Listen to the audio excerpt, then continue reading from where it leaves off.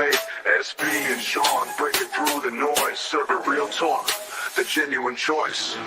No pretense, no hidden schemes, just sports passion fueling dreams. From the field to the court, every play that's made. Real takes over fake debates. Turn it up, hear the honest sound.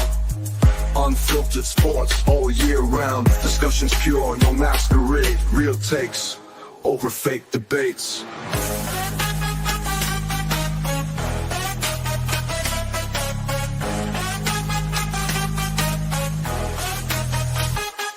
Turn it up. Over fake debates. Real takes over fake debates.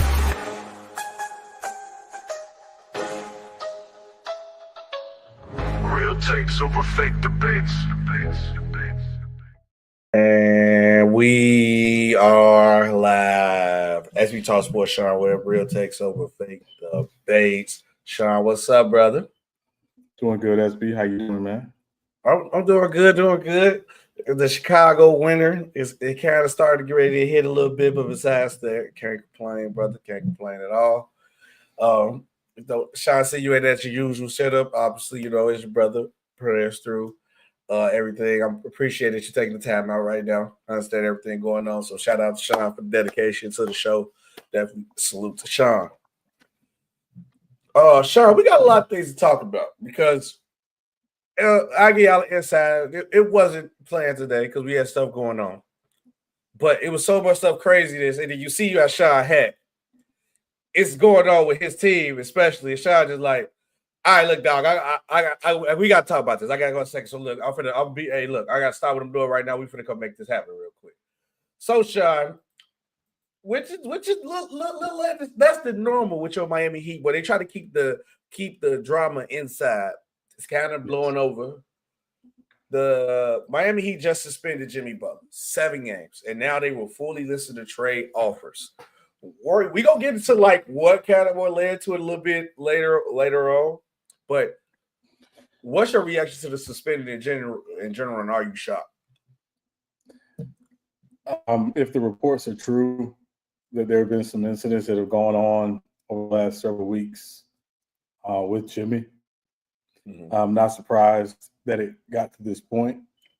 I think the press conference last night after the Pacers game was icing on the cake. Mm-hmm. For him to kind of infer some of the things that he did. And it was very telling. I want to be very obviously clear. I'm a Heat fan. I'll always be a Heat fan, but I'm going to speak as objectively as I can from both sides, of course. Mm-hmm. And, and ultimately, SB, you and I have had the privilege as the fans of the teams that we root for. We've had the privilege of having Jimmy Butler on our squads. Obviously, you had a very young Jimmy Butler, the Jimmy Butler who really raised him. Yeah, exactly. But the Jimmy Butler who really kept the boat afloat, when another guy who we're going to talk about here in a little bit was out.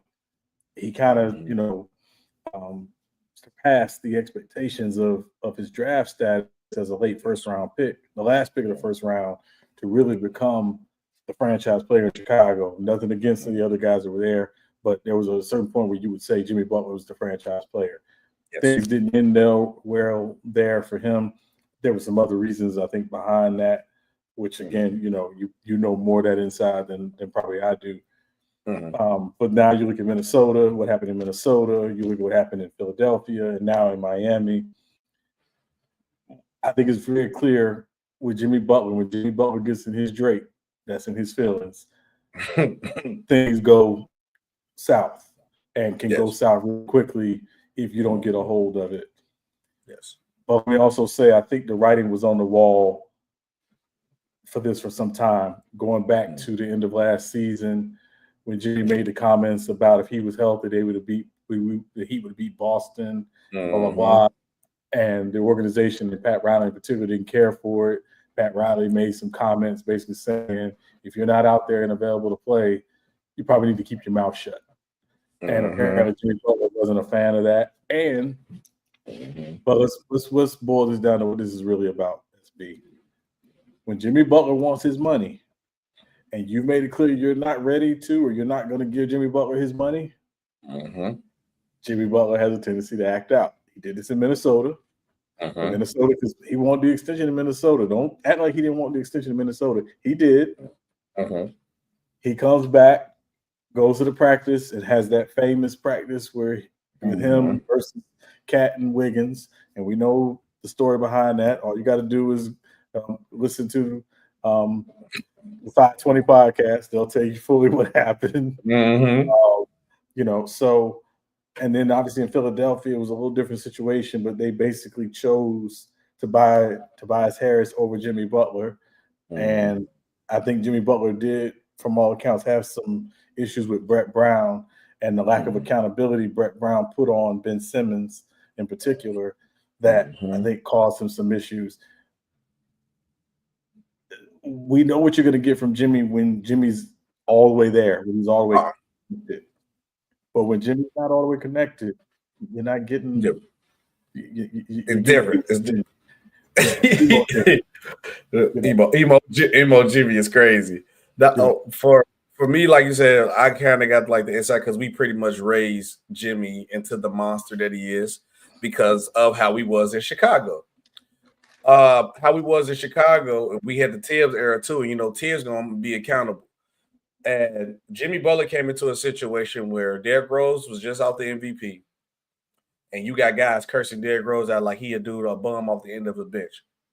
And not saying like they was like, oh, Derrick, you trash. No, there's on his head like, Derrick, you shouldn't be eating this. You need to have a better diet. Then you just get injured. Derrick, shouldn't you be doing this? Derrick, you should be like leadership-wise. Or Joe King, why you not doing this? Go out there, do your effing job like this. So Jimmy walked into that like, oh, wait, this is how the league's supposed to be. So I can talk to the MVP like this, even on somebody on the team, because he needs to be accountable and do his job.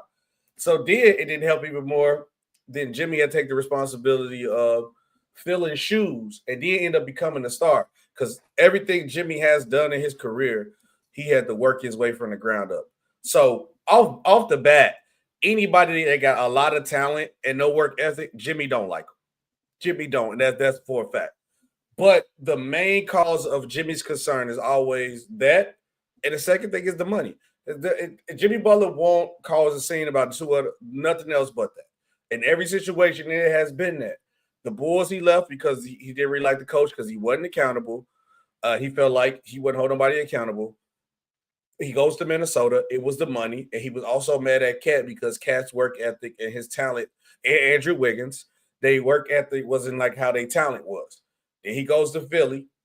He's mad about he don't like the coach. He's not holding nobody accountable. He thinks Tobias Harris, they picked Tobias Harris over him. And then Ben Simmons, another guy with a lot of talent and no work ethic. Then he goes to Miami, and right now it's just the money because you got the accountability and the work ethic. You're never going to doubt that in Miami. It's the money. It's always going to be a trifecta with Jimmy. It's either money, people not holding themselves accountable, or the talent, or a problem with non-working talent. And you can give, and the expressing himself came from his era with the Chicago Bulls, which Jimmy should learn how. At this point, I think learn how to read the room and read the situation, because I think Jimmy's heart, he could be a great leader, but he just don't know how to lead in the right direction. He don't know how to talk the right way to be a leader, because his mindset is good. Like you said, when Jimmy's all the way locked in, he's one of the best players you could probably have on your team. He'll be a dirty work guy. He'll be your number one guy. He can play in the clutch. Jimmy will do whatever it takes to win. But once he's not locked in, if one of those trifectas come into play and he's out the loop, there's no point of having Jimmy. And Jimmy will express himself and make a scene. We've seen him go to practice, call a scene, and then do an interview. So I guarantee you, we ain't got the story yet, Sean. I guarantee you something happened behind the scenes. We probably gonna get the story maybe another 10 years from now when Tyler Hero has the Hero podcast or something, or Bam Adebayo has the Bam Met You podcast. Well, the Bam do got one with UD, right? Or he was just he just comes on from time to time. But yeah, no, he's not on the podcast. Long story short, we gonna probably hear it later on what else happened, because Jimmy is known to do something behind the scenes, and then once he finally come out and say something, then it'll be crazy. But for me, my reaction to about the 7 games, I'm not shocked because the Heat don't play that. And also, Sean, with this happening, him being suspended, my question to you: how soon before we see Jimmy Butler trade? So I would say, SB, I think obviously now knowing where the situation is, I think you're going to see something more than likely before the February 6th trade deadline. It's a little over a month out. I think teams that are interested in Jimmy Butler are going to, if they haven't already, started reaching out to the Heat to discuss potential offers and packages and what a deal will look like. I think there are a couple things to consider, though, in any trade offer. Number one, the Heat are very, very clear. They intend to still be competitive and contend in their view. Yes. In their view, right? That's the Heat way. The Heat don't tank. They don't believe in. They don't roll like that. They'll always feel like they want a chance to get in the dance, and when they get in the dance, see what happens. So that's the Heat way. So that'd be the first thing. I think the second thing is when you talk about obviously the salary, where Jimmy is right now. Jimmy has a player option for next year. He's said he intends to opt out. I don't know. I don't believe that's necessarily going to be the case. I think it depends on where he is, and if he can get an extension with that team on that player option. Whether it's a 2-year extension or something to that effect. So I don't necessarily believe he's going to opt out. I think those are conversations his agent will have with prospective teams about, what Jimmy's going to do. Because again, if Jimmy plans to opt out and test the market, that means by all accounts you could lose Jimmy for nothing. Yep. Now, here's the other side, and this is where it gets interesting. As currently constructed, the only team that has max salary cap space this offseason is Brooklyn. The Brooklyn Nets are not going to sign a almost 36-year-old Jimmy Butler to a max contract. That doesn't fit their timeline. Right now, they're trying to accumulate as many assets as possible, picks, otherwise, young players, otherwise, but they are not. That's not where they are right now. Everybody in the market knows that. In the NBA market knows that. How many people believe Jimmy Butler really knows that and is operating in that way? That's the question. He ain't. Jimmy still think he got another 10 in him. No, bro. Yeah. So 3 max. And I also want to be clear about something too. I know a lot of people are saying, why didn't he just pay Jimmy? They should have paid Jimmy. Should have paid Jimmy. This is a business. You don't pay someone for what they've done. You pay them for what you project them to do. Unless you give them an honorable year, you know what I'm saying? They did D Wade, but they fixed what they did with D Wade. I think. But even then, that was a minimum contract. It was a vet minimum. It wasn't a big contract. He never got the Kobe deal, as people have come to call it. He didn't get the 2-year, $50 million deal. And that's not happening in this instance either. So I just want to be very, very clear that given the new CBA and the constraints of the new CBA, signing Jimmy Butler to a max contract will basically put the Heat in a position where they have no roster flexibility. Yeah, they got nothing. And they're one of those teams under Pat Riley that has always operated with, we want to contend, but we want to have some flexibility. Signing Jimmy Butler to a max contract with Bam, with Tyler Hero, and what basically make you a second apron team, and you wouldn't be able to make any real moves. Or it'd make it almost impossible to make moves to make yourself a contender. So that's where it comes from the Heat perspective. Now, No, I'm gonna say because now from the Heat perspective, I do get that, and then even with like Jimmy, when we was talking about like Jimmy's press conference saying that he lost his joy for basketball, which is crazy to say. But off the court, he still loved. Of course, it's Miami. Off the court, he still having a good old time. But on the court, he lost his joy. But only thing I was confused with Jimmy, because obviously it's only about the money. And one, because if you go to the second apron like you're bringing up, this team ain't a championship contender team, or not even a team out to get out the East. You got the Celtics, you got the Cavs, you got the Orlando Magic when healthy, you got the New York Knicks. those are a lot of teams that I'll still all consider better than the Miami Heat. Now, I know Miami finds a way to get hot during the playoffs, but at the end of the day, like, you give yourself no flexibility. It's nothing else you can do to improve this roster. I don't think you want to be stuck like that. So I do get the Miami Heat side. And also, Jimmy should understand. I know Jimmy understands that part, but he ain't trying to hear that. He's trying to get paid. But also, why Jimmy can't understand the fact of, I know a lot of people like to joke on the inside of the NBA saying they don't say no like serious stuff, or at least Charles Barkley, at least. But Charles Barkley did say one thing serious that I was saying about the situation. He was like, bro, if Dwayne Wade didn't get paid, and Dwayne Wade is Mr. Miami Wade County, just got his statue out there. A lot of people question his statue, but that statue is out there. If he couldn't get paid, imagine, Jimmy, all you did was took the Heat to the finals. Imagine, this ain't no organization at this point in time when you own it where they not used to this already. They've been to multiple finals with the LeBron era. D Wade won a championship during his era, so they've been competitive. I know this era like to look at making it the finals, like making it to the finals is such a big old accomplishment, but it's not really that big unless you don't get the end goal. So yeah, Jimmy, you and the Heat made it to the finals twice, but you still ain't got that championship. So you ain't even got that championship under your belt to argue your case like I did win a ring here. All you did was have some deep playoff runs. It don't mean a thing if it ain't got that ring. And there's just honesty about it. But Sean, what was your reaction to this too? And then why you think Jimmy Butler can't see that point of like the side of it? Just like, what if D Wade didn't get paid? You ain't, how you gonna get paid? And then two, if they max you out, you're not gonna have no team. And I know you don't think this team good enough to win. So that's the other side, right? Is D Wade's situation a little different, right? D Wade had taken pay cuts. D Wade had taken less than max salaries. D Wade at no point playing for the Miami Heat was ever the Heat's highest paid player, which is crazy.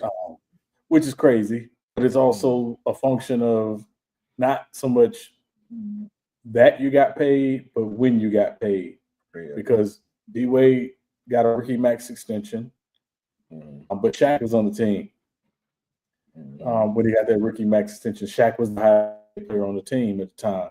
They trade Shaq for Sean Marion. The salaries basically matched. So at that point, they trade Sean Marion for Jermaine O'Neal. Jermaine O'Neal's salary comes in. He's the highest. So it's not that he's never gotten paid. He was just never the highest paid player on the Heat, which you can understand. And obviously, you know what happened in the Big Three era, where he, LeBron, and Bosh all took a little less but Wade took a little more of a haircut than Bosh and LeBron did at the time. You understand that piece. In 2016, it wasn't that the Heat didn't want to pay Dwayne Wade. I think they were intending to pay Dwayne Wade. They were asking Dwayne Wade to wait because they were trying to go, as they like to call it, big whale hunting. They were trying to go get a Kevin Durant potentially, or I'm trying to remember who else was a free agent at the time, but I think it was a couple other guys. I think maybe Gordon Hayward was at the time as well. There were some other guys, but it was basically they were trying to have some flexibility, and they didn't get those guys. But at that point, I think Wade, with the whole process, and even probably some ego involved, and I think he's even admitted as much, maybe from both sides, that there was some ego involved, that at that point he didn't even want to negotiate, and it was like, okay, I've always dreamed of playing in the United Center for my hometown team, and obviously, he came to the Bulls, which I've deleted from my personal memory, Brent Banks. But the point is get your away Bulls jersey. No. Do they even exist anymore? But yeah, I probably found it at Goodwill somewhere. Probably somewhere, yeah. But no, it's one of those things. I think there was just a lot of hubris, a lot of pride issues there that forced that to happen. This situation, I think, is a little different. Obviously, Jimmy Butler doesn't, as you mentioned, SB, doesn't have the same history as Dwayne Wade with the Heat at all. He's been there since 2019. He was the guy that came in after Wade retired, obviously through a sign and trade with Philly, going to the finals in 2020, going on a crazy run in the bubble, and then obviously going on another finals run to another Eastern Conference Finals in 2022, and then going back to the finals in 2023. But again, you mentioned it don't mean a thing if you didn't win the ring. So the runs were great. They were cool. There was hope, but never got over the top. To your point, SB, the question is, do you want your money, or do you want to say, hey, y'all keep the flexibility you need to still go out and add another piece potentially? And then after you get that done, I'm willing to sit down and figure out, okay, what does the contract, need to look like, given my age and given that I'm not always available. Because that's the other piece with Jimmy Butler. He's not always available. So, and that's part of the reality. So I think there's just a lot of things here. There's been a lot of build up here. He's talking about losing joy. Right now, you're losing $2.5 million because you're suspended. You can't lose that. Hey, look, you got it now. The NBA checks are going to stop soon. I'm saying Jimmy Garotty going to find something else for Cowboy boot store or something. He a cowboy, but I know he's the big coffee or something like that. The coffee, big coffee. Yeah. He be taxing on coffee because get your money though, Jimmy. Yeah. So I think there's just a lot of stuff there. SB, honestly, that this has just got to this point. So you say losing joy, I can understand him saying that, but again, I think this comes down to: had you gotten paid, had you gotten the extension you wanted, when you wanted it, this wouldn't even be a problem. Yeah, and then also I want the only thing, because you just said something that hit me that I know for sure something else happened behind the scenes, because the fact that I know Jimmy would always wants to win first, and you even brought up the fact hey, we try to keep this flexibility to improve the team, and you coming out to this point and saying no, he just worried about him getting paid to end the flexibility, saying that he don't even want to win here no more. I know for a fact something happened. It's gonna come out, Sean. I'm standing on it. I know something happened behind the scenes, because if Jimmy ready to dot out winning and you, hey bro, pay me, I ain't worried about y'all fixing the team, my joy gone, something else happened. Yeah. But now let's look at obviously you already acknowledged the fact that all season wise, the Nets is the only team with enough money right now to just get him and sign him and give him the money that he wants. Yes. So we're going to take the all season out of the way. Before this trade deadline, what is your potential true trade destinations that you can see Jimmy Butler going to, honestly? So I'm going to give you two. These two have been talked about. Houston and Golden State are probably the two that I think will definitely be active. And I want to give you a wild card team. Okay. It's Cleveland. No, who? Cleveland. You want to mess up that chemistry right now? Well, that's the question with Cleveland. Is if you're Cleveland and you look at where you are now, Cleveland's having an excellent season. They got great chemistry. They kind of guys have bought into Kenny Atkinson and the way they're sharing the ball, and obviously Evan Mobley has taken his game to another level. Obviously, we know what Darius Garland is. We know what Donovan Mitchell is. We know what Jared Allen is. If they've had one Achilles heel from times, it's wing defense. That's true. And somebody who really kind of complements that smaller backcourt that they have.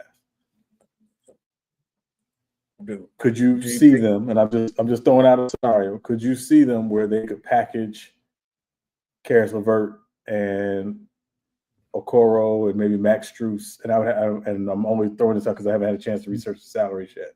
But some combination of those guys potentially, and again, have to look at the salaries to see where the salaries are. Packaging those guys potentially to bring in a Jimmy Butler.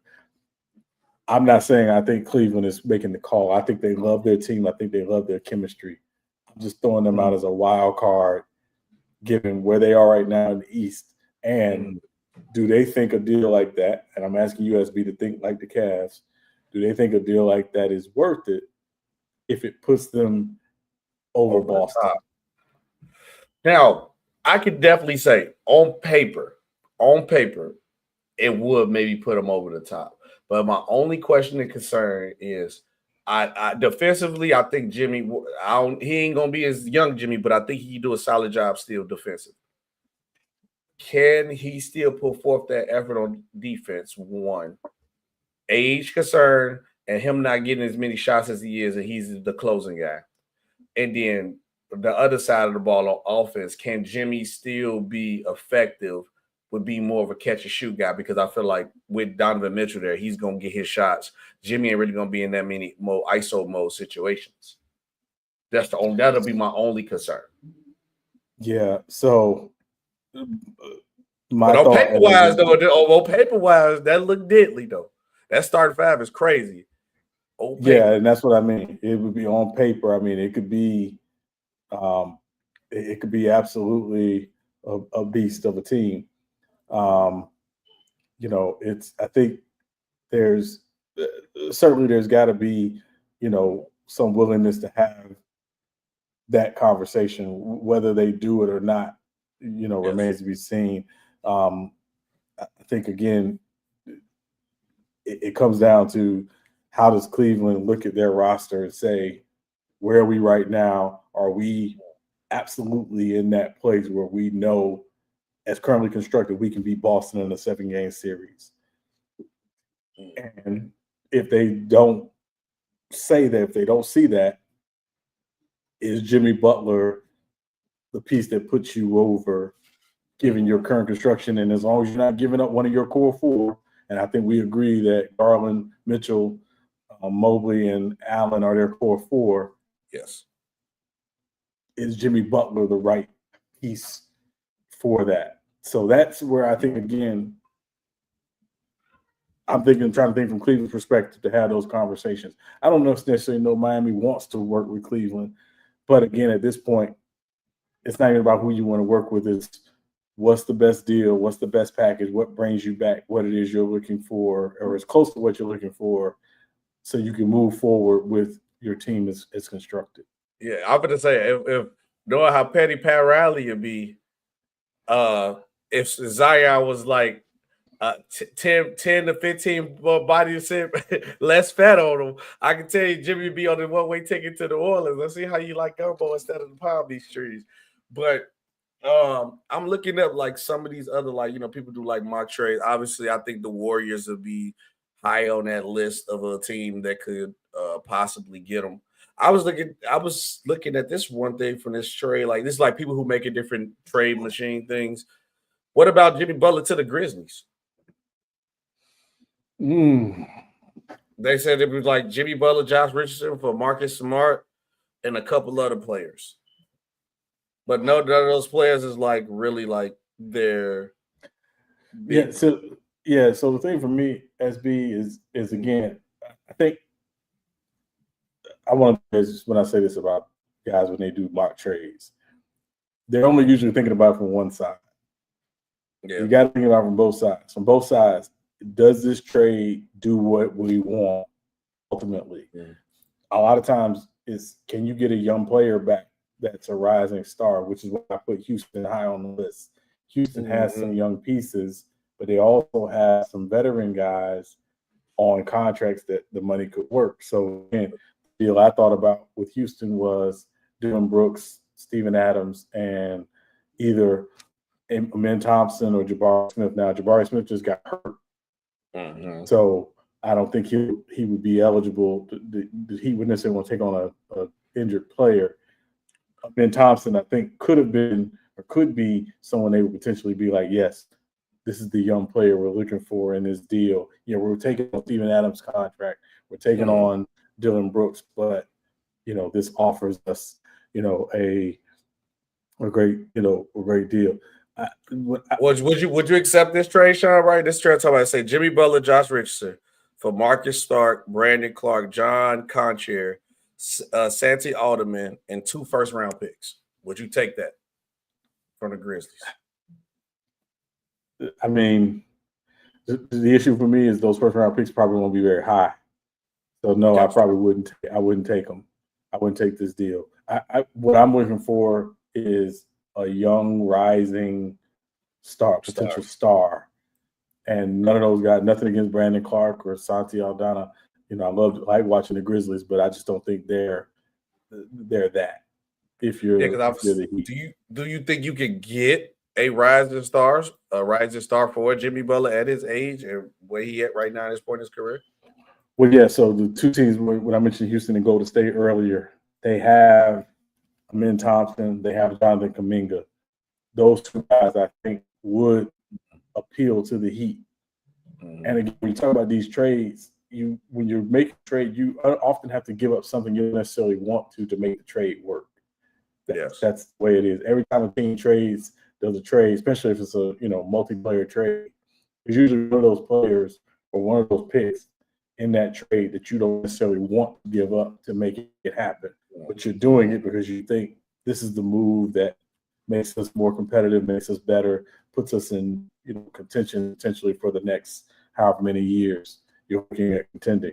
So that's where I think it gets super, super interesting. When you look at any multiplayer trade, it's usually the team that's acquiring the star or the superstar talent giving up something they don't generally want to give up. But Houston is unique because Houston has a lot of young pieces. They got a lot of young talent. They got Cam Whitmore. They got obviously Sengun. I'm not even put Sengun in the conversation. They got Amin Thompson. They got Reed Shepard. They got Jalen Green. Jalen Green is not trade eligible, which is why I would not include him in the deal right now. He's not trade eligible. So you wait next year. Y'all can get him if you want him in Miami. You wait next year. But again, that would assume Jimmy opting into his deal. And again, it's Houston, and again, if you're Miami, I think you'd rather move on from Jimmy Butler now than wait until the offseason to try to do a sign trade with a team like Houston. I think you want to go ahead and try to do this now. You want to go ahead and move on now. Again, it's going to come back to what is Houston willing to give up? What are they willing to talk about? Who are they willing to talk about? The deal. So if you had to pitch your three, I just need three. To your three, if you had to put your top three today and before the trade deadline, your three teams that potentially Jimmy Butler can go to is Houston, Golden State,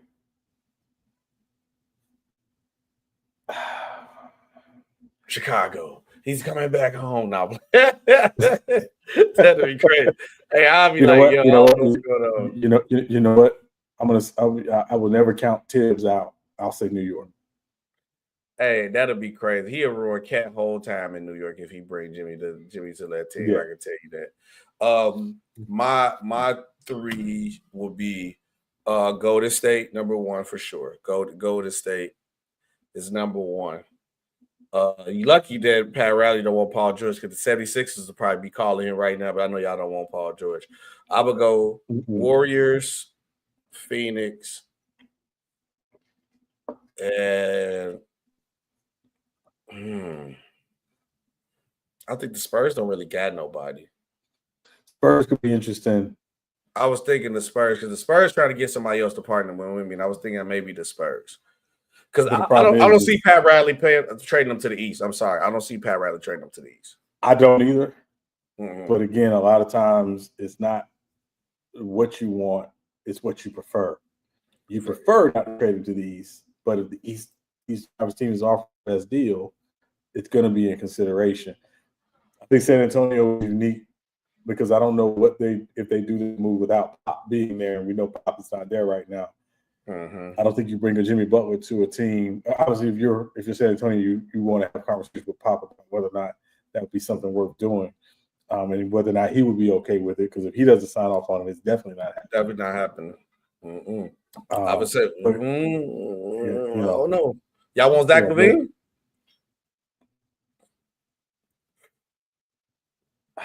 Only if I can move Tyler Hero. I think he and Hero are very redundant, so I don't know if I would want him and Hero on the same. I'll be more okay. Nick, I would say, I'll take Jimmy back. In Chicago, we need some toughness back. We need some grittiness back.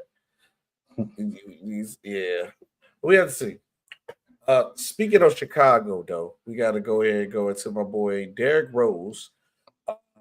He's opened up a flower shop one day to meet the fans and hand out. Sean, if you ask it, I already knew what it was. That line was probably like 6 blocks long and around the corner. I already knew what it was. I was just like, I didn't get a chance. I had to just catch my boy walking. Derrick Rose, like when he out here, he act like a normal person. I could probably have a better chance catching him out on the street and just walking around because Derrick Rose got so much love in the city that he could just walk around. He has no problems.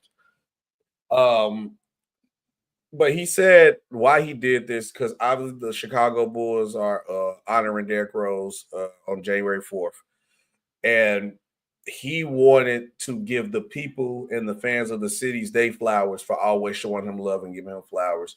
I thought this was a pretty dope idea, especially because it's the play off the name Derrick Rose, but also the reason why he was doing it and for what he came from. And then, like me as a fan, I want to say this, so like Derrick Rose, like it sucked to see like my favorite player get injured. And I did see him get to the point where he was like, oh, MVP, and he could be even more greater. But then the injury stirred him away. But from what I knew from growing up, seeing from Chicago and the stories I heard, and from how I seen from how Derrick Rose grew and re-educated himself as a man, and him being this way actually made him a better person, I appreciate it. And I'm actually more happier for him than it would have been if I would have just seen my favorite player, Derrick Rose, go win 3-4 rings, 3-4 MVPs, but he was still the same Derrick Rose that we seen when he first came to Chicago. So, yeah. No, I salute that to that brother, man. I salute the growth that he is because that kid grew a lot. That kid grew a lot. But what's your reactions to Derrick Rose with the concept of what he was doing with the one-day flower shop? First of all, I think it was a very cool concept. I think he needs to open a flower shop in Chicago called Roses, where they only sell roses, all different varieties of roses. He could probably make a lot of money. He could put FTD out of business, especially on Valentine's Day. But no, I mean, listen, we always talk about, hometown stories and hometown heroes and, guys, Derrick Rose, obviously for Chicago is that I think he has in Chicago what Isaiah Thomas wanted to have in Chicago, 40-something years ago, but didn't get a chance to do. Derrick Rose gets a chance to live that and do that. So, certainly, very, very glad he did that. I think he, doesn't have to endear himself to the Chicago community. He did that long ago. But these moments just remind you of how much he loves the city. And I think, again, more expressly, how much he knows the city loves him and how much they still ride for him to this day. So, shout out to Derrick. You can't talk bad about D Rose. It'll be up. Yeah, that's the one person, bro. In Chicago, they protect Rose. You can't talk bad about Rose out here. It'll be up real quick. But I'm glad you also brought up at one point because people don't realize why people love Derrick Rose so much in Chicago, especially one, he's a kid from Chicago. But the point of where the Chicago Bulls was at as an organization, we were still on the drought of the Michael Jordan era.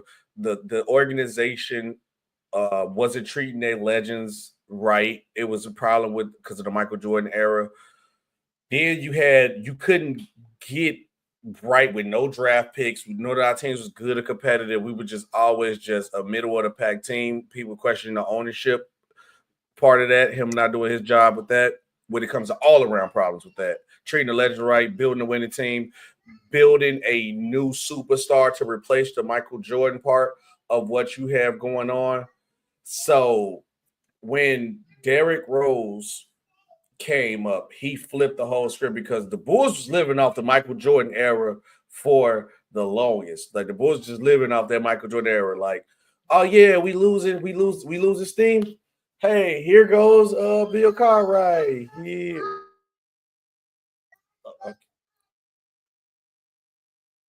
Okay, sorry, bro. Sorry about that. I was like, okay, but like I was saying, for a little while, interrupted me.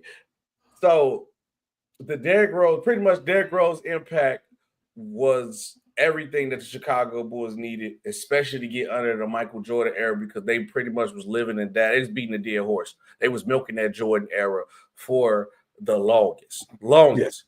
Then you get you a star and Derrick Rose come out the blue superstar off the bat day one. Well, I'm gonna say superstar second year. He comes in, he brings the popularity back with the city. Now he bringing the inner city folks to the game because now this is our kid from here. Bring the Bulls back to relevancy, popularity wise, without using Jordan name, winning wise. So you're making the organization look good, and now you finally got somebody else. Where I ain't gonna lie, the first couple of years, Sean, Jordan still reigned, but people had them roses on out here. People had D roses on. But the whole point I was saying all this for is that the Bulls will honor Derrick Rose on January 4th. And I like this because they also is using Derrick Rose as a stepping stone to show what they should have did with the old Bulls legends. And they're going to honor him on January 4th. So what's your reaction to that too? I mean, obviously well deserved. Again, I don't want to. I know you had a lot of folks in town who listened to you in this podcast, and certainly I don't want to browbeat Bulls fans, but you mentioned earlier, Derrick Rose is the biggest highlight post Michael Jordan for the Chicago Bulls, and they know that. And again, he was the first pick of the draft, but he was the first pick of the draft who came home, wanted to be home, was excited to be home, was honored to put on the Bulls jersey as someone who grew up in the town. This makes all the sense in the world. I think the question is, and I would question you, because again, you as the Bulls fan, resident Bulls fan here, is this the precursor to him getting his jersey retired at some point? Oh, Sean, it's so serious to the point because obviously you see that Derrick Rose wants the jersey retired.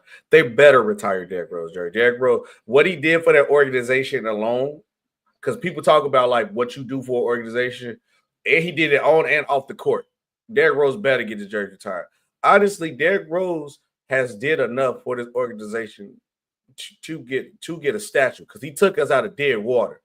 Because if Derrick Rose did come, if I had to go back to be exact, I want to remember what was the year Derrick Rose got drafted in. I should have known this off the top of my head, but I want the exact year. 2008, 2009. Or 2008, right? 2008 season. Derrick Rose, probably let's say the Derrick Rose era where he was like him from 8 to 2012. If I don't believe the Bulls organization could have survived off the Jordan name from those little 4 years, because people were getting tired of it now at that point, because they relit the flame when Jordan came back in 03. So now it's like Jordan returned home. So now people still reminiscing over Jordan like the last couple of years. Now it's like, all right, bro, you can't keep doing this and keep showing that same statue, and then you want to just bring back Dennis Rodman, Scott, or BJ Armstrong, or Jordan out the blue. Like, no, we want a winner. And then, Bulls fans, I should say, especially from the Jordan fans, but once people who rock with the Bulls usually are Bulls fans, especially in Chicago. We had teams that was god-awful trash, and we still was second in attendance. And Jerry Reinsdorf didn't even care about that because he wanted to be cheap, and he was still making more money. That's why we got this other little method that he be doing. We'll talk about that another day. Derrick Rose literally lit a whole nother flaming branch for the Chicago Bulls to stay even more relevant. You see our value has dropped. Other teams has been going up because now it's like, okay, it's starting back getting dry again, Jerry. You got to do something with this team now, because that was the Derrick Rose era was like, what, almost 10, 11 years ago now. So it's like, you can't now. What you going to do now, Jerry? I mean, now that shows you the value of what Derrick Rose is. He let him get away with a whole nother century of BSing us and rekindling the whole thing. So Derrick Rose brought in money, popularity, he winning MVPs to this team organization. He better get a statue. He better get his jersey retired. He's deserving of a statue. I ain't saying they got to be as big as the Michael Jordan statue, but I wouldn't mind you put like a nice little statue inside the United Center. People come past it and see the Derrick Rose statue. That'll be fine. But that's all I'm saying. He definitely does well. The jersey is no question. His jersey better get retired. But it's to the point, Sean, that us in Chicago feel that he's big enough to deserve a statue. What you think? You think Derrick Rose should get his jersey retired? I think he should at some point. But again, I've been a more proponent of Dennis Rodman, that I think deserves the honor first. Mm-hmm. Because again, there is no three-peat without Dennis Rodman, and he's a Hall of Famer. Mm-hmm. He was only there 3 years, but without him, there's no three-peat. Mm-hmm. And there's no 72-10. So I think Rodman deserves the honor, but I do think Derrick Rose deserves the honor as well. So, Sean, what you say about those old 90 fans that feel like if you throw Dennis in there for his three-peat, shouldn't you take somebody else from the first run, three-peat, retire their jersey? I don't know if you will. I don't know if you want to do the goggles. I don't know if you want to do Horace Grant, BJ. I don't know. Well, the problem is none of those guys are Hall of Famers. No disrespect to them, but none of them are Hall of Famers.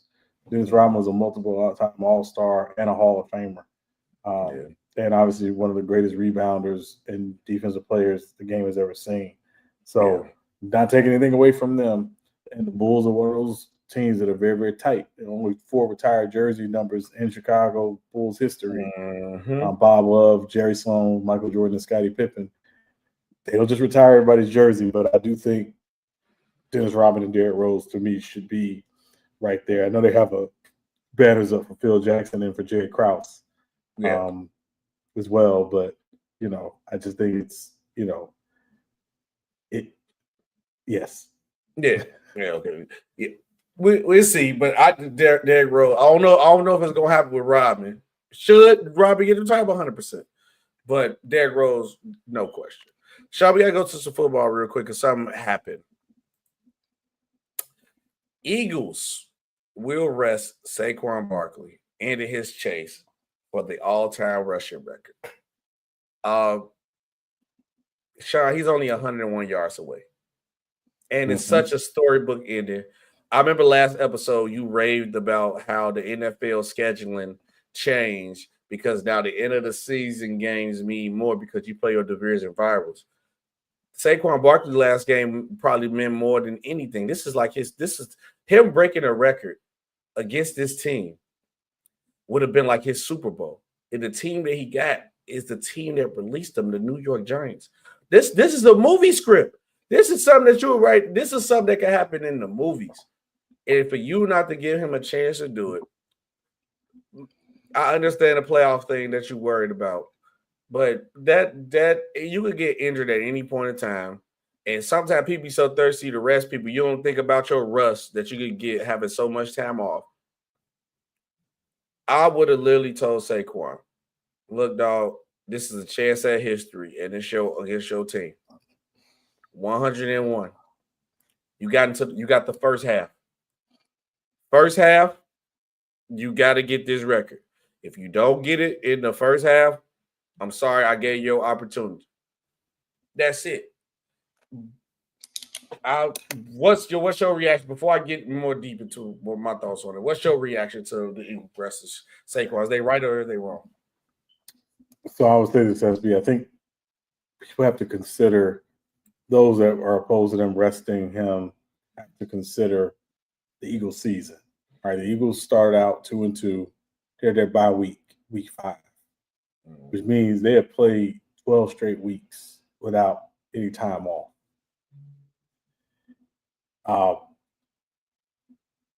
And they're not the number 1 seed. They're the number 2 seed in the NFC. They have nothing to play for in terms of playoff seeding. But because they're the 2 seed, they have to play on Super Wild Card weekend. Mm-hmm. If the Eagles weren't playing for anything, I mean, when I say weren't playing for anything, meaning they weren't playing for going into the playoffs because they're a legit Super Bowl contender, I think we would all agree. Yes. And they have not been off in 12 weeks. Week 18 is their natural bye week for their starters and their stars in particular. Also want to point out that last year, the Eagles were playing essentially a meaningless game in Week 18. And A.J. Brown got hurt in that game. and was unable to play in the playoff game against Tampa in the wild card. Mm-hmm. We obviously know they didn't win that game. With A.J. Brown, it made a difference potentially, but again, so when you think about that history and them trying to recognize, hey, we've had a very long season, but we've had a very long season because we had a bye week at week 5. We've not been off in 12 weeks, 13 weeks. This is the best time to get guys rest going into the playoffs because we got to play next weekend. So I'm absolutely all for what the Eagles are doing. I understand the history. I was excited to potentially see the history happen, that he could break a record that's been held for 40 years by Eric Dickerson. I was excited to see it actually happen, but the fact is that it's not going to happen. And I think ultimately, the Eagles have to do what's in the best interest of their organizational goals outside of, now again, but I'm also a bigger fan of the organic record, meaning I don't have a problem with a team going for a record as long as it's in the natural course of what you would normally do. If Saquon wasn't going for a record, they would rest him this week anyway. The only reason why it's a conversation is because of the record. Yes. And 2,000 yards is nothing to sneeze at. Only that's crazy. 8 other people have ever had 2,000 yards. So the fact that he's in that book, in that conversation now, historically, given the NFL's over 100 years old and only 9 people have ever gotten 2,000 yards, again, I think that's much more of a gold star for him than anything. But Saquon, remember, and let's also remember too, Saquon, he's been to the playoffs once, but he's never won a division title. The Eagles are division winners. He's never been on a true Super Bowl contender until this year. The Eagles are a Super Bowl contender. So the bigger picture is, let's make sure we're doing everything to set ourselves up to be successful come round 1 of the playoffs, because that wild card weekend game is not going to be any joke based on who they may play, whether it be Washington or Green Bay. So let's not take that lightly. And as far as I'm concerned, I think that's what the Eagles are doing. Yeah, and I get that part. That's why I was like, I get it. But what my main thing is just like what I'm deep diving into, and I always fight for this position because I feel like it's disrespected, is with Saquon Barkley breaking the rushing record, and it's passing the ball is the only passing the ball is the main component. A running back is invaluable error. I think that he will bring him breaking his record in this type of setting of an era will bring value back to a running back. Now you be like, you can't keep paying us this chump change or treating us like you don't need us, and knowing that you need a solid running back. Honestly, in this era, you need 2. You see how the Lions are doing. They only got their defense, and part of their main goal, that 1-2 punch they got behind Jared Goff.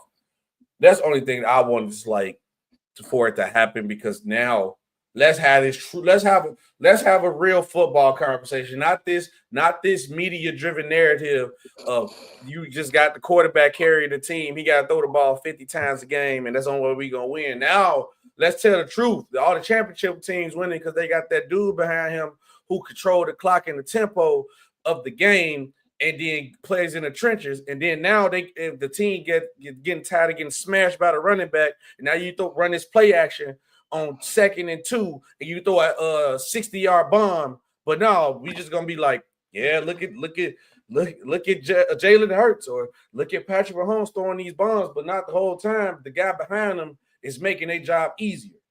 That's the only thing that's the main thing. Like, I'm not gonna even fight the narrative of like all that extra stuff crap people was trying to throw out. I'm just saying him having this record would have brought true value back to the running back position. You cannot deny. You cannot deny it. So I think that'd be a couple things to consider. One, 2,000 yards, I think, shows the value. And when you look at the teams who invested in the running back position this offseason, and I'm going to pick out 4 in particular: Philly, obviously, Baltimore, yes, Green Bay, and Houston. And look at what those teams did this season. So I think there's there's got to be at least some level of, okay, hey, if I'm looking around and I'm saying, hey, I got a really good team, we're just a stud running back away, investing in a stud running back away, whether you do it in the draft or in free agency, away from really putting ourselves in a different conversation. Yep. I think that's where you'll see the value. I think the 2,000 yards does that automatically. I don't think necessarily breaking the record would add more value to. I think breaking the record would be, hey, we're seeing something we didn't think we would see because this record has stood tall for 40 years. So, also Saquon did open up about it. Saquon, solid guy, 100% team guy, the most unselfish guy. We done seen him do this this is probably like his second or third time doing it this season. Coach asked, hey man, you 13 yards from your all-time high. He let the young guys eat. Now he do it with this, the all-time record. He say, forget it, I ain't gonna go for it. It says a lot about Saquon's character, but also opened up, he said if it was a chance to do it, he was gonna go for it. His family and everybody else wants him to do it, but the Eagles set him out. So he said he don't have a problem with either way. But what's your reaction to Saquon's response in the whole thing? I'm not surprised. That's who he is. And again, I think the context is if the Eagles were the 1 seed, say the Eagles were the number 1 seed, and they knew they were off next weekend, I think it would have been more of a conversation that, hey, let's go ahead and go for this, knowing that we're off next week. Mm-hmm. The issue is they have played 12 straight weeks. Those guys have played 12 straight weeks without a break. Their bye week is week 5. So the NFL got to change that too, by the way. Well, I mean, it used to be, remember, we used to be the top 2 seeds in each conference got the first bye week. And then when they added the additional playoff team, it took away the bye week from the second seed. So I think, do they need to change that? I think what the NFL needs to look at, if they intended to expand the schedule to 18 games, is having a bye week, like week 13 for all teams, and put your Pro Bowl activities during week 13. That would be my suggestion. Yeah. That way, again, guys get some no contact rest, if I can use that term. Yeah. So I think that's really what it comes down to. And again, the context is the Eagles are a Super Bowl contender. And let me be very clear. I'm not making a Super Bowl prediction right now. But I think when we did our first episode, NFL weekend or NFL opening weekend, I told you, SB, the 4 teams playing that weekend would all be Super Bowl contention: Baltimore, Kansas City, Green Bay, and Philadelphia.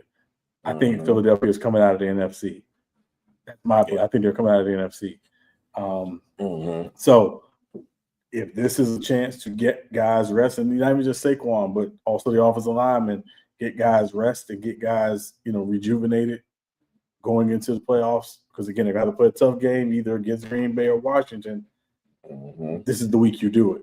And because again, a high ankle sprain, anything can happen, and that can completely change, what the Eagles are doing, obviously with Saquon being such a big part of what they're doing on offense, and how much that obviously helps their defense as well, because again, they're running the football, as you mentioned, clock control, game control, defense is fresh. That's how important this guy is to what they're doing right now. And, and also not to bring light to it, but we talked about Christian McCaffrey when he went to San Francisco. They got back to the Super Bowl. They didn't win, but they got back to the Super Bowl. I think Saquon Barkley could have equal, if not more, of an impact on the Eagles potentially winning the Super Bowl this year. Yeah, he's going to be the big impact. But we got to go into the favorite week of the show. Even just like the Eagles, Sean, regular season-wise, this week don't matter because, I got you, 8-6. But, I mean, you could still go for the record. I'm going to go for the record. I don't know how many wins you had last year. You probably had way more. It was quite a few. It wasn't now? Okay, well, never mind. It was basically Miami versus Chicago in 2011. Hey, look, man, it's different this year. It's a new year. It's a new year in town. It's a new sheriff in town. But it's a favorite time of the show. SB and Sean NFL Picks of the Week. SB Shot NFL picks of the week. I don't know if you got any key games for this week because We do. a lot of people resting. We But do. how many key games do we got? We have three key games. Okay. 3 key games. I can kind of guess one of them. The Vikings and the Lions is definitely one of them. Yes, that's absolutely one of them. Yeah, Okay. absolutely one of them. Yeah, so we got 2 games on Saturday, and then of course the rest of the schedule on Sunday. This is divisional weekend. It's also incentive weekend as well, bonus weekend. So guys are playing to try to hit some milestones, earn some bonuses. So if y'all want y'all parlays to hit, please go look up players' incentives and then put your parlays on them incentives. They gonna go for them. Absolutely. First game, Cleveland at Baltimore. Mm-hmm. Baltimore still has to win to basically lock up the AFC North, and also that 3rd seed is pretty much locked up. But whoever wins the AFC North will be the 3rd seed. So Cleveland at Baltimore. I'm gonna go Ravens.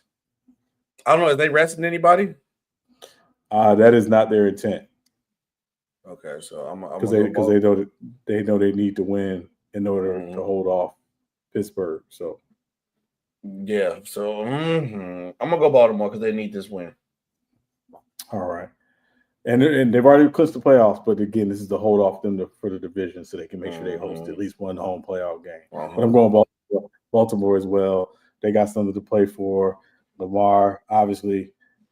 Maybe not play the whole game, depending on what the score, the outcome of the game is, but also another opportunity for Lamar to further cement himself as a true MVP favorite, along with Josh Allen. We know who it's going to because if Saquon broke the record too, that's been in my, you might have to throw in that MVP there too, but they give the MVP to Josh Allen. I peeped the writing on the wall. They trying to shut everything down. The Browns might throw this game so Lamar Jackson don't even get no stats, no more extra stats. Josh Allen get this MVP, dog. I'm ready to tell you. So, what's next? Next game, Carolina at Atlanta. Is Atlanta done? No, Atlanta needs this win. Atlanta has to win and has to hope that the Saints beat Tampa Bay in order to win the NFC South.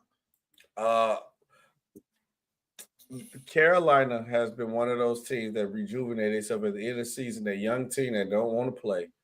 I mean, that ain't playing around, and they go play hard every game. And I think they want to end their season on a bang, just to get the fans hyped for the future of the team. Because this young team is, I think, gonna be way much better next year. I got the Panthers beating Atlanta at home to end the Falcons season. All right. I'm going Falcons at home. Falcons know this is a must win. Obviously need some help from the Saints. Falcons fans have never rooted for the Saints, so it's obviously a very, very difficult. But that said, Falcons.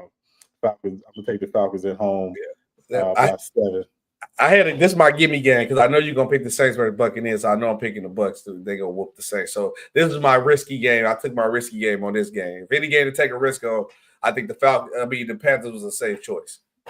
Yeah. Next game, Houston Texans at Tennessee Titans. The Texans are pretty much secured and locked in the 4th seed. They're locked in the 4th seed. So I'll see them. They're probably gonna be resting players. Where's the Titans? The Titans are out too already, right? The Titans have been out. They were out at the beginning of the season. I'm sorry, I should say that. So sorry to Titans fans, but I'm gonna just take the Texans because I've been rocking with them all year. Take the Texans. I'm gonna take Houston as well. This is Tennessee beat them in Houston earlier this season. It was a crazy game. I think the Texans do get back. I'm gonna take the Texans on the road by 3. Okay. Next game, New York Giants at Philadelphia Eagles. No starters. I still see the Giants try to lose, so I'm gonna go Eagles just because the Giants ain't trying to they trying to lose. They want their draft stock higher. So Yeah, I'm going Eagles in this one as well. Even though, again, like you said, a lot of the starters probably won't play. If they do, it'll be limited. Mhm. But the Giants aren't playing for anything, honestly. So I'm going to take the Eagles at home by 3. Mhm. Next game, Jacksonville Jaguars at the Indianapolis Colts. No Anthony Richardson for the Colts. This game might end as a tie. I'll go Colts. I'll take the Colts. Both there's two teams that ain't playing for nothing. Yeah, I'm going to take the Colts as well. I think the Mhm. Colts are playing. I don't know what's going to happen with Shane Steichen after this season. I don't think they necessarily want to fire Shane Steichen. Obviously, on Monday, we'll probably having different conversations about coaches that are getting let go or have gotten let go. But I'm going to take the Colts at home by 6. Okay. Next game, Washington Commanders at the Dallas Cowboys. I think the Commanders are solidified where they at, right? Because they've clinched, but the spot their spot is not solidified depending on what happens with their game in Green Bay. But right now, I believe they're in the 6th seed. I'm gonna take the Commanders. Finish them off in Dallas. Get Dallas out here the right way. You know, Dallas beat them last week or a couple weeks ago in Washington or in Maryland, excuse me. If I'm the Commanders, I can't go out there and take them lightly. They definitely cannot go out and take them lightly. Go pick Dallas. Jerry World. I'm not picking the Cowboys. I'm taking the Commanders. I couldn't do it, dog. I'm only picking the Cowboys for further notice. This is a gimme game. Let me play like the Giants. So they mess around, still lose. Yeah. What's next? Yeah. No, I'm not taking Dallas in anything. Next game, Chicago Bears at the Green Bay Packers. Green Bay still playing for something as well. I'm taking the Packers. We can move on. I'm done with the Bears until next season. To next season. Yeah, I'm done with the Bears till they hire Marcus Freeman and draft Ashton Genty. But I'm taking the Packers by 7 in Green Bay. Mm-hmm. Next game, almost put this as a key game, but not necessarily a key game, but obviously does have some implications on playoffs. New Orleans Saints at the Tampa Bay Buccaneers. I'm taking Tampa Bay. They can go ahead, lead the Saints on marching out the season. Go ahead, get them up out of there. Get them up out of there, Sean. Yeah, you know my rule. You know who I'm going with. We can move on. Okay. Next game, Buffalo Bills at New England Patriots. I believe the Buffalo Bills are sitting people too, right? Or they finna stat chase with Josh Allen MVP. I think they're gonna do some stat chasing. No one here supposed to be playing. I'm gonna take the Bills. No one here supposed to be playing. And the Patriots trying to lose too because they trying to get a higher draft pick. Even though they try to say the Patriot way you ain't the tank, man. Look, you have the number 1 pick right now. Y'all know what y'all doing. These teams just played a couple weeks ago. Obviously, Buffalo won. I don't expect a different outcome in this game. I'm gonna take the Bills by 6 in New England. Mm-hmm. Next game, LA Chargers at the Las Vegas Raiders. Never pick against my Chargers, resting until they're not. Then it's the Raiders. We got to go ahead and smack them. They don't want to win either. I'm gonna take the Chargers by 1. The Raiders actually have been playing. They played really tough all season. They've been able to win a couple games here on the last couple weeks. But I'm gonna take the Chargers. Chargers by 1. Balled up. Next game, San Francisco 49ers at the Arizona Cardinals. No Both Brock of them Purdy. Both of them are out. No Brock Purdy for San Francisco. Oh, yeah, I can't wait to the offseason these 49. Let's see what y'all are really about. I'm going to take the Cardinals. Bad season with Brock Purdy and the 49. Let's see if y'all still pay him that $300 million. Yeah, I'm going to take the Cardinals as well by 6. I got a crazy prediction about the Cardinals this offseason that I'll share with you in a moment. Okay. Next game, Seattle Seahawks at the LA Rams.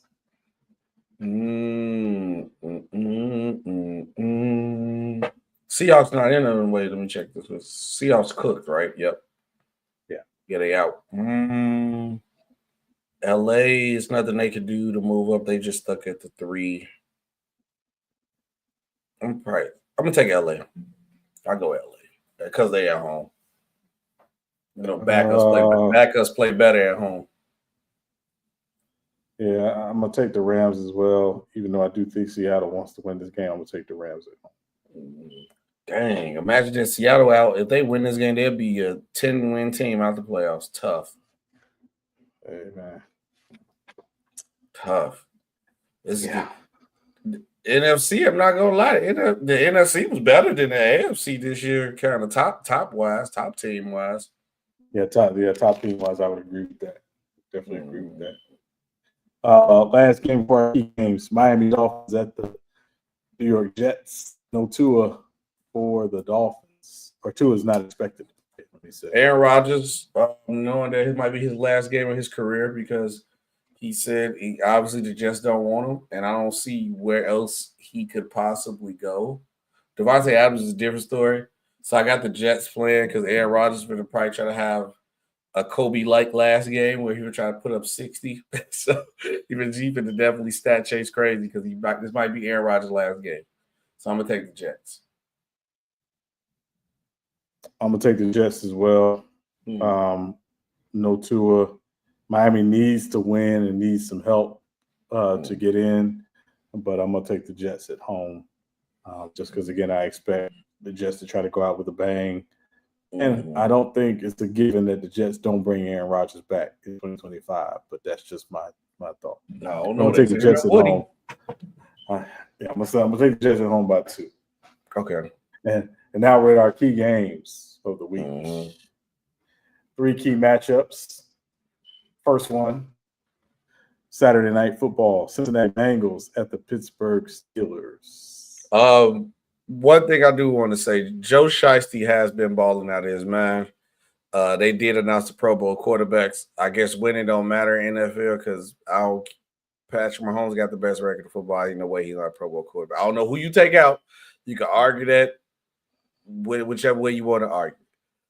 But, Sean, I got the Bengals winning this game. I think they've been on a hot streak right now. I think they've been doing Joe Burrow has been doing his thing. And they just got hot at the right time. And it also is another petty reason why I'm making this pick too. But I'm taking the Bengals. I'll tell you why I'm being petty later. we get to why I'm being petty later. We get into it. Yeah. Pittsburgh's on a 3-game losing streak, obviously, after playing the 3 games in 11 days against Philly, Baltimore. You did say it was going to be a tough schedule for them. You did say that. I think this game is going to be a tough one for them. I think they have to win this game, though. I think they have to win this game. This game for me comes down to can Pittsburgh's offense generate enough points against that Cincinnati defense that while they haven't been good all season, they've had some moments where they've been pretty solid. And as you mentioned, Joe Burrow has played pretty well. The last game was literally a shootout, up and down, back and forth shootout. You took the Bengals? Yes. I'm taking the Bengals too. Taking the Bengals. Yeah, they want it more right now. And then only way the Steelers win if they don't make it a shootout and they keep their offense, the Bengals offense on the sideline as long as possible. That's the only way they win. The Bengals show they're gonna score that ball. They don't care what your defense is. We scoring. Yeah, and listen, I gotta say this really quickly. I know the popular thing is to say let Russ cook. No, let Russ microwave. If Russ is trying to cook against Joe Shiesty, he's gonna get out cooked. Okay, so don't let him cook. I know he looked good in that last game. He had one of his best games, probably his best game of the season statistically against Cincinnati in Cincinnati. But this Bengals team is playing for something. Obviously because they need to win to keep their playoff hopes alive. So yeah, I think Bengals come in ready to play, and I'm gonna take the Bengals by 3. Bengals with 3. What's next? Next key matchup. Kind of crazy we had this as a key matchup, but obviously there's some playoff implications here. Kansas City Chiefs at the Denver Broncos. No Patrick Mahomes and not many of the starters for the Chiefs. But Denver has something to play for because if Denver wins, they're in. And remember how I said, Sean, I was making a pick to be petty, and here it is right here. I'm picking the Chiefs to win. I hope they win with their backups because I don't want the Broncos to make the playoffs. Division rivals. I want them to watch us in the playoffs. So, toodaloo, Broncos. See you later. You know, I think a lot of people may forget that Carson Wentz is the backup quarterback in Kansas City. Mm-hmm. I think he's going to come out. I think he's going to come out and play really well. Mm-hmm. Will he get enough help? You know, again, particularly from some of the weapons that, you know. So Denver's at home. Denver knows it's a must win. I think they're going to come out ready to play. I'm going to take Denver at home in this one by 2. Okay, Denver at home. Hope they don't win. And our last key matchup. Mm-hmm. Minnesota Vikings at Detroit Lions for the number 1 seed in the NFC on Sunday Night Football. Game of the week. And once again, Sean, you had alluded to this, that the one W that the NFL has did was changing the schedule, putting the division games at the end of the season, because this is why. You got the last week of the season, and you got a hard-nosed football game, an important football game. This is a 50-50 game, Sean, because this is how it could go. If the Vikings try to get in a shootout with the Lions, they're going to lose. The Vikings need to make this a low-scoring, hard-nosed defensive football game that the Vikings could win. But because they at home, and I know they need it more than the Vikings do to be at home with all the injuries they have, I'm going to take the Lions. The Lions get the win at home. And they secure the number 1 seed. This is a very tough game for me to pick because, again, I know these teams know each other really well. I think both offenses obviously feel like they can put up some points. Mm-hmm. Can Minnesota's defense create a takeaway or two to, you know, keep some of the pressure off and not on the offense? My answer in this game is no. I'm taking Detroit at home. To lock up the number one seed, but it is definitely the game of the week, the game of the night. I will be totally locked into this game. Yes. And but I'm gonna take the Lions at home by a field goal. Those are our picks. Hold on, let me say Tiffany talking smack in the chat because me and Tiffany finna have some beef. SB, you scared to play the Ravens wild card? Oh no, y'all don't want to play us. We gonna ruin y'all season. Y'all gonna be so upset we come to Baltimore and beat y'all, Tiffany. Tiffany, we gonna beat your Ravens, so you better hope that y'all drop and play the Texans or something, because y'all don't want to play us. Y'all don't want to play us. It's gonna be wicked work. But Sean, episode 31, and once again, appreciate you for taking the time out too, brother. Episode 31, who you got? Episode 31. What 31? I'm gonna go with Priest Holmes. Priest Holmes. Priest Holmes. Yeah, Priest Holmes. I think Priest Holmes should be in the Hall of Fame. I'm gonna go with Priest Holmes. And even though I recognize this other guy's number 11, one of my favorite players of the last decade, Klay Thompson. Oh yeah, Klay Thompson now, because he got a 31 now, which is still kind of weird to look at. Not gonna lie, weird to look at. It is. Definitely got to go with shout out Reggie for 3, Reggie Butler. And also I'm going to give another NBA player shout out. I know he be in the Chicago Heavy. I'm trying to remember, is he actually from here or somewhere in Illinois? The Matrix, Sean Marion. Where's Sean Marion? Yes, sir. He was born in, because I know he be up and down through Illinois. all the time. Oh yeah, Waukegan, Illinois. Yes, so I knew he was from here. Yeah, Waukegan. He from Chicago. He from Waukegan. But shout out to Matrix though. You gotta show the Illinois love though. Shout out to the Matrix. Absolutely. But appreciate you guys for watching the show. With SB and Sean Will. Make sure you guys like. Make sure you guys share. Make sure you guys subscribe. And we will see you on Monday on the next one. Peace. We are out of here.